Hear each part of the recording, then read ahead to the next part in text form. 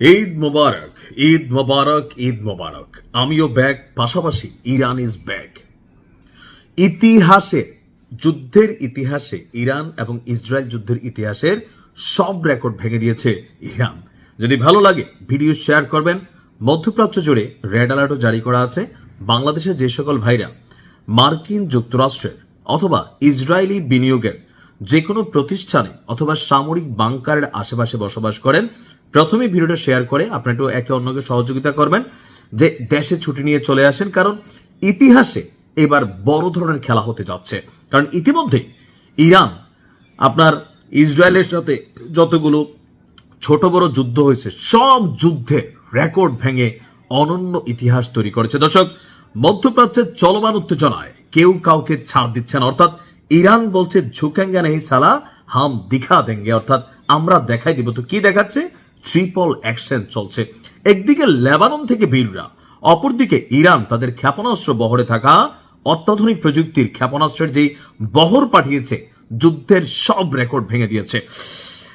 বলা হচ্ছে যে আপনার ইসরায়েলের দিকে আপনার ইতিহাসের সবচেয়ে বড় ক্ষেপণাস্ত্র অভিযান চালিয়েছে ইরান। প্রতিবেদন অনুযায়ী ইরান প্রায় 10টি অত্যাধুনিক প্রযুক্তির ব্যালিস্টিক ক্ষেপণাস্ত্র, এর পাশাপাশি মাঝারি এবং স্বল্প পাল্লার আরও প্রায় শতাধিক ক্ষেপণাস্ত্র নিক্ষেপ করেছে, যার লক্ষ্য ছিল ইসরায়েলের কেন্দ্রীয় অঞ্চল। ক্ষেপণাস্ত্র শনাক্ত হওয়ার সঙ্গে সঙ্গে তেল আবিব, শেফেইলা এবং আশেপাশের এলাকায়, অর্থাৎ পুরো ইসরায়েলের 80% জায়গায় আজকে একসাথে সাইরেন বেজে উঠেছে। বাসিন্দারা একের পর এক বিস্ফোরণের শব্দ শুনেছে।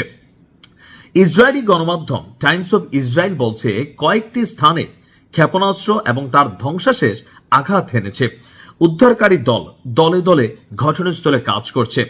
ক্লাস্টার ওয়ারহেড ব্যবহার করে ইরান এই নিষিদ্ধ অস্ত্র আপনার ছড়েছে ইসরায়েলে, যা আকাশে বিস্ফোরিত হয়ে ছোট ছোট আপনার বল আকারে ছড়িয়ে পড়েছে পুরো ইসরায়েল জুড়ে। অপরদিকে ইসরায়েলি সামরিক বাহিনী জানিয়েছে যে তারা তেহরানের বিভিন্ন সামরিক অবকাঠামো লক্ষ্য করে অভিযান আরো বিস্তৃত শুরু করেছে। এর প্রতিক্রিয়ায় ইরান ইসরায়েল ছাড়াও জর্ডান, ইরাক এবং উপসাগরীয় অঞ্চলে যুক্তরাষ্ট্রের সামরিক ঘাঁটি থাকা দেশগুলোর উপর আজকে একযোগে ড্রোন এবং ক্ষেপণাস্ত্র হামলা চালিয়েছে। এতে হতাহত, অবকাঠামোগত কি পরিমাণ ক্ষয়ক্ষতি হয়েছে সেটা এখনো আন্দাজ করা যাচ্ছে না। তবে বলা হচ্ছে এখন পর্যন্ত প্রায় 1340 জন ইসরায়েলি আহত হওয়ার খবর, যার মধ্যে আরো অনেকে আছে।